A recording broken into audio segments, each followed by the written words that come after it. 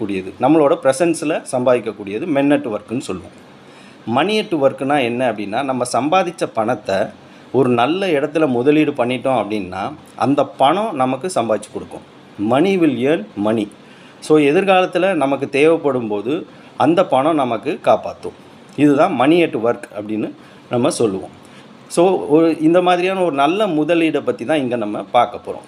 So நல்ல முதலீடுனா சாதாரணமாக நம்மளோட எதிர்பார்ப்பு என்ன இருக்கும் அப்படின்னா, ஒரு ஷார்ட் பீரியடாக இருந்தால் நல்லாயிருக்கும். ரெண்டாவது, நல்ல ஃப்ளெக்சிபிலிட்டி வேணும். எனக்கு மொத்தமாகவோ இல்லை தேவைப்படும் போதோ பணம் எடுக்கிற மாதிரி வசதி இருந்தால் நல்லாயிருக்கும். மூணாவது, நல்ல நமக்கு ரிட்டர்ன் கிடைக்கும். இந்த 3 விஷயங்கள் தான் நம்ம மெயினாக எதிர்பார்ப்போம். ஸோ இந்த எஸ்பிஐயோட ஸ்மார்ட் ப்ரிவிலேஜ் பிளானில் இந்த எல்லா விதமான அம்சங்களும் இருக்குது. அது இல்லாமல் அடிஷ்னல் ஃபியூச்சர்ஸும் இதில் இருக்குது. அதை பற்றி தான் இங்கே நம்ம பார்க்க போகிறோம். ஃபஸ்ட்டு நமக்கு என்ன தேவைப்பட்டது, ஒரு ஷார்ட் பீரியட். அப்போ இந்த பிளானை பொறுத்த வரைக்கும் நம்ம 5 வருஷம் ப்ரீமியம் பே பண்ணால் போதும்.